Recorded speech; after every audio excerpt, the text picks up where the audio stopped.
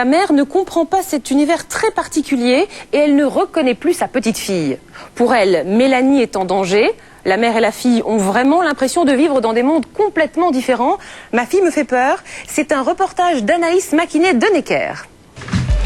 Alors ma petite Mélanie là, elle était mignonne, toute timide, l'air étonné, naturel. Ah c'est vieux tout ça. C'était il y a 5 ans.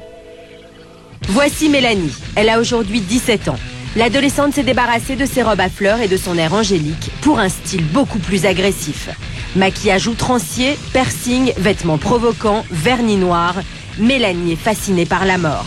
Elle a même transformé sa chambre de petite fille en un univers macabre dédié à Satan. Tout cela ne plaît pas du tout à Nadine, sa mère, alors forcément ici, les disputes sont quotidiennes. Viens voir là, qu'est-ce que t'as fait là? Qu'est-ce que c'est à tes yeux là? Non mais regarde, mais viens voir! Non mais t'as vu tout le mais ça change quoi si je suis maquillée ou pas? C'est la même! Tu préfères que je fasse ma pétasse? Quoi ta pétasse? Bah oui, que je roule du cul comme ça, comme... moi je suis bien comme ça là, c'est bon. Mais oui, mais t'es bien comme ça, mais regarde, imagine! Mais j'aime bien comme ça! T'aimes bien, mais moi je trouve que c'est très provoquant. Oui bah moi je trouve que tu t'habilles, que tu sais pas t'habiller. Mais quoi, je sais pas m'habiller quoi? Bah voilà. Bah oui, mais moi je suis normale moi. Bah oui, bah moi je suis normale aussi, je suis bien comme ça. Tu normale toi. Je suis bien comme ça. Oui, mais non, moi je trouve que t'es pas normale. Nadine est horrifiée de voir sa fille sortir dans cette tenue. En plus, elle a peur du regard des autres. Les gens, quand ils la regardent, je suis sûre qu'ils doivent se dire « Regarde-moi ça, cette fille, c'est moche, elle a besoin de se s'enlaidir comme ça. » J'aime bien provoquer, ouais. Parce que les gens, ils me regardent et ils se disent « Oh, celle-là, elle fait peur. » J'aime bien, c'est... La provocation, c'est son mode de vie. Tout ce que fait Mélanie déplaît à Nadine et inversement. La mère et la fille vivent sous le même toit, mais dans 2 mondes bien différents. Après chaque dispute, Mélanie se réfugie dans sa chambre où elle retrouve son rat, Rodolphe, qui est aussi l'ennemi juré de sa mère. Pendant ce temps, Nadine cherche à se calmer en décorant des bocaux avec des coquillages, un passe-temps qui exaspère Mélanie. Moi, quand elle colle des coquillages à la con sur des verres, je lui dis pas « Oh, c'est con ton truc Alors que elle, quand elle me dit « Non, tu sors pas, je sais pas où tu vas, avec qui je prends ça un peu comme une insulte, quoi. C'est... De toute façon, pour sortir, Mélanie ne demande plus l'avis de sa mère. Seule dans l'appartement, Nadine doit maintenant faire face à une autre épreuve. Oh, c'est pas vrai. Rodolphe, le rat de Mélanie, est en liberté. Nadine en a une peur bleue et en plus, ça la dégoûte. Dans sa cage. Et voilà. Autant j'aime bien un chien, un chat, un petit lapin, mais un rat, c'est quand même assez impressionnant. C'est...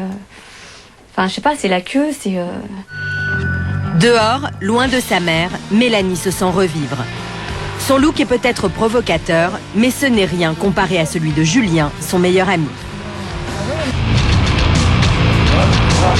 Aujourd'hui, Julien emmène Mélanie dans une boutique gothique où l'on trouve toutes sortes d'articles inspirés de leur goût pour le macabre. Des bagues ornées de têtes de mort, des croix de Satan, les fameux pentagrammes, des colliers à pic et même de quoi s'habiller de la tête aux pieds. Ici, on joue surtout à se faire peur, rien de bien méchant. Mais cet univers peut parfois être dangereux pour certains adolescents en quête d'identité. C'est ce qui inquiète la maman de Mélanie. C'est au départ que j'aurais dû me méfier et lui dire non, stop, c'est trop. Mais là, j'ai pas été assez... J'ai pas senti le danger venir. Le danger, justement, c'est que le gothique repose sur une imagerie morbide qui influence beaucoup de jeunes. Le monde d'aujourd'hui ne leur convient pas, alors ils préfèrent se réfugier dans un autre monde, celui de la mort et des ténèbres. C'est vrai que j'ai des idées un peu sombres, quoi, parce que quand on regarde tout ce qui se passe, quand on y réfléchit bien, ça fout le cafard, quoi. Donc c'est vrai que des fois, les jeunes qui se suicident, peut-être qu'ils trouveront dans la mort une tranquillité, en fait, une sorte de tranquillité. Mélanie est fascinée par la mort, mais aussi par le diable. Elle revendique même son appartenance à une communauté sataniste. Mais se rend-elle vraiment compte de ce que cela signifie? Certains groupuscules satanistes font la une des médias pour leur dérive, profanation de cimetières, sacrifices, appel à la destruction des chrétiens.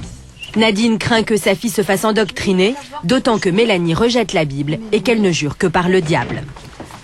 Elle compare la Bible, Dieu, avec Satan. Dieu, il n'existe pas. Et Satan, tu crois qu'il existe? Bah oui. T'es en train de... Enfin, je sais pas, c'est pas bon. Bah, c'est simple. Moi, je suis pas d'accord. C'est simple, moi je suis dans une communauté sataniste et la Bible elle a pas sa place. Hein. Là c'est quand même une religion, s'attaquer à une religion. Bon là tu vas sur Satan, où tu peux très bien tomber sur des gens malsains. Je sais avec qui je traîne. Mais tu les connais comment les gens? C'est qui ces gens? C'est des gens de la communauté sataniste. Oui mais comment tu sais qu'ils sont fiables? Je suis pas bête non plus. Oh, mais enfin, t'en fais pas, hein. Ceux qui sont vraiment dans les sectes, ils savent très bien manipuler les gens comme toi. Ils recherchent la personne faible et dès qu'ils l'ont, paf, ils peuvent y aller. Exaspérée par les serments de sa mère, Mélanie préfère se plonger dans la magie blanche. Dans l'atmosphère feutrée du salon familial, elle prépare des potions magiques pour jeter des sorts. L'adolescente est persuadée d'avoir un don pour la sorcellerie. Elle y croit vraiment. Pour l'instant, je suis une apprentie sorcière et ça me plaît, quoi. Parce que tout le monde dit « Oh, les sorcières, ça n'existe pas. » Mais en fait, si. Alors là, je vais vous faire voir des délires de ma fille. Voilà. On trouve un petit truc comme ça. C'est ce que Mélanie fait en magie nuit blanche. Voilà. Et soi-disant que ça... Après, elle fait des rituels, enfin, je sais pas quoi. Alors, c'est dégueulasse. Enfin, c'est dégoûtant. Ça sent vraiment très, très fort. Alors, je crois qu'il y a plein de trucs là-dedans. On dirait de l'ail, des épices, hein, je crois. Surtout pas le déplacer. Je crois qu'il fallait même pas le toucher, je crois. Elle veut savoir plein de choses, quoi. Mais le problème, où elle va le chercher? Voilà, c'est ça. Avec qui elle va le chercher? C'est ça qui est dangereux. Ces remèdes de sorciers, Mélanie va les chercher sur Internet. Chaque jour, elle dialogue avec des inconnus qui se disent investis de pouvoirs mystérieux. Et là, elle fait ce qu'on lui dit de faire, naïvement. J'y crois beaucoup parce que j'avais rencontré un sorcier sur Internet et qui m'avait conseillé de mettre de l'huile de bergamote sur mon oreiller. Et ça marchait. Auparavant, Mélanie faisait des cauchemars, mais grâce à l'huile de bergamote, elle dort désormais comme un bébé, selon elle. Pour attirer l'argent, j'ai acheté une pierre qui est censée attirer l'argent. Et donc je la laisse toujours dans mon porte-monnaie. Et voilà. Moi, ce que j'ai peur, c'est des sectes. Est-ce qu'ils veulent pas la piéger?